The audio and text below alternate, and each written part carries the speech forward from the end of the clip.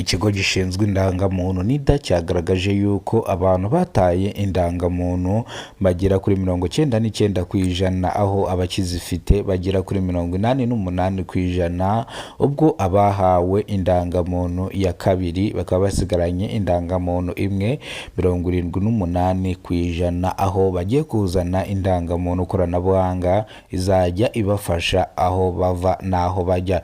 Bivuze ngo iyi ndangamuntu koranabuhanga izajya iba iri muri system, ubwo uzajya wowe ufite telefone yawe ubwo uzajya uyerekana mu gihe habaye umukwabo runaka cyangwa habaye akabazo runaka. No kuvuga ngo iyi ndangamuntu koranabuhanga izaba ikubiyemo ibintu byinshi. Icya mbere mituweli, ndetse icya kabiri izaba ikubiyemo ufite kategori yo gutwara imodoka, indangamuntu izaba ikubiyemo byose. Uvuze ngo rero indangamuntu koranabuhanga irimo byose. Indangamuntu rero ihabwa buri munyarwanda wese utuye mu gihugu cy'u Rwanda, impunzi ndetse n'abimukira bava mu bihugu by'amahanga. Ndetse bivuze ngo rero indangamuntu igenewe impunzi, abanyarwanda ndetse n'abimukira batuye mu gihugu cyacu cy'u Rwanda, ubwo navuga abanyamahanga. Izi ndangamuntu barazigenewe. Nimba ari bwo bwa mbere ugeze ku no muyoboro wa Kidasamura TV Rwanda, kora subscribe, ufungura inzogera kugira ngo uzajye ubasha kubona amakuru mu gihugu cy'u Rwanda. Ndaza kugaruka n'ibigendanye na mituweli, ndetse hari abaturage bo mu karere ka Nyamagabe bishyuye mituweli, ubu ngubu bakaba batari muri system, ubwo bashinza ubuyobozi bw'umudugudu kubarira amafaranga. Ubwo amafaranga bayabashyikirije ngo bishyure mituweli, ariko ubu ngubu bakaba bari kujya kwivuza bagataha bativuje kandi barembye, malaria ibamereye nabi. Bivuze ngo ndaza kubagaruka, ariko nta gacyo kiri kungenza. Ubu ndi kubijyanye n'indangamuntu koranabuhanga. Ikigo gishinzwe indangamuntu NIDA kiherutse gusohora amakuru kivuga yuko izi ndangamuntu koranabuhanga hari abiyandikishije bazazihabwa. Bivuze ngo iyi system y'indangamuntu koranabuhanga no kuvuga ngo umwana uzajya ukivuka kuriya yandikwa mu ndangamimerere y'indangamuntu. Rero uyu mwana ukiri mutonya nawe uvutse, iyi ndangamuntu azajya ayihabwa cyangwa azajya aba ayifite. Kuri uyu byara umwana nyine ukahita umwandikisha mu ndangamimerere, ukavuga ati uyu mwana mwiyandikishijeho, kugira ngo ibyangombwa zabifatira aha nyine kugira ngo bitazagorana. Bivuze ngo rero izi ndangamuntu nazo uko bigiye kuzajya bigenda, umwana azajya avuka tayari indangamuntu yiwe ihita itangira gukorwa. Bivuze ngo rero Kidasamura ngiye kubagezaho ibintu bitatu, cyangwa tugiye kuvuga ku bintu bitatu.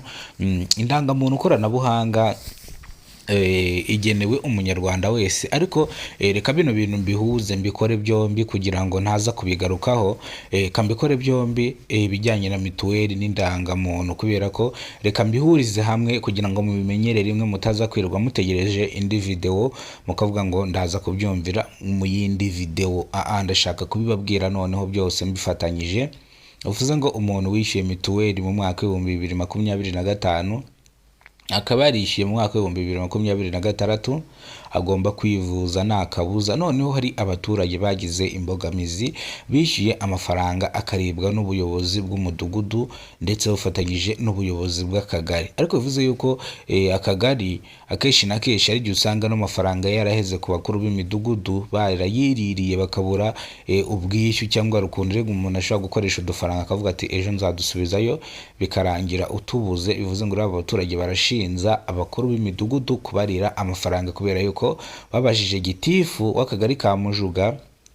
Gitifu avuga yuko aya mafaranga ntago aramugeraho, ndetse tubaza na Sedo aravuga ati aya mafaranga ntago aramugeraho. Tubajije umudugudu aravuga ati reka amafaranga ntago abaturage bayampaye.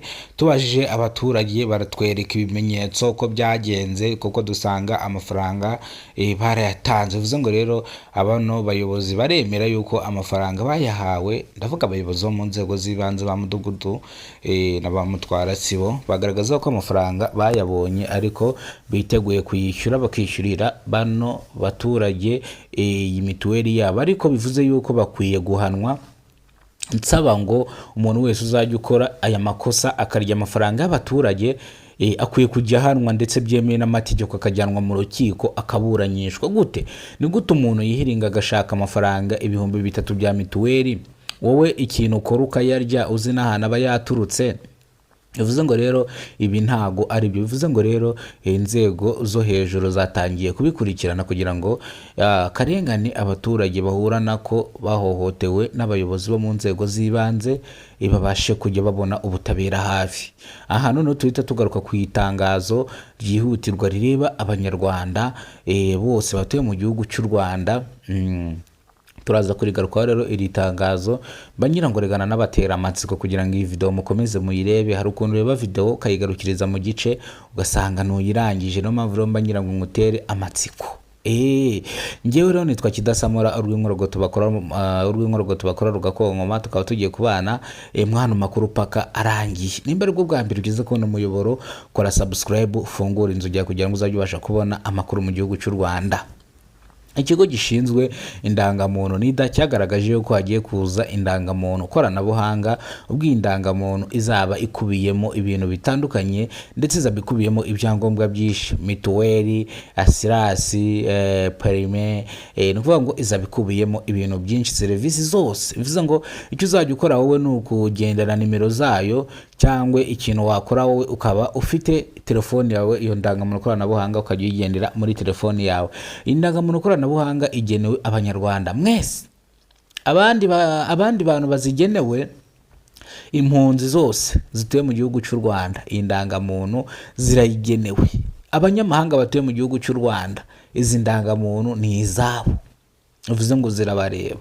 abashaka ubwene gihugu nabo tayari uwo muzahabwa nyine indangamuntu koranabuhanga. ariko hari andi makuru nigize kumva kuri Safi Madiba nawe yahawe ubwene gihugu mu gihugu atuyemo, nagiye kuvugira hano kuri kamera. Safi Madiba, umuhanzi wo mu Rwanda, umuhanzi wigije guhitinga, umuhanzi w'umurijendi wazamukanye na bariya ba King James, ba Majid the Black, nyine kinyamuzika. ni ukuvuga ngo bari abahanzi bose baba legend Costin, uno muhanzi ngo nawe yahawe ubwene gihugu ahantu ari cyangwa igihugu arimo nagiye kuvuga.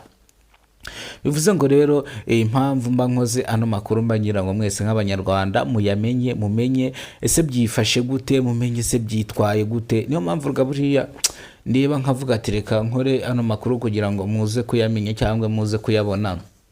noneho reka amakuru yacu tuyasubikire hano cyangwa tuyasoreze hano. nimba aribwo bwa mbere ugeze kubona umuyoboro wa Kidasamura TV Rwanda, kora subscribe, ufungure inzugi kugira ngo uzajye ubasha kubona amakuru mu gihugu cy'u Rwanda kandi yizewe. mwarimu mubana mwana makuru nitwa urw'inkorogoto bakora rugakonkoma Kidasamura.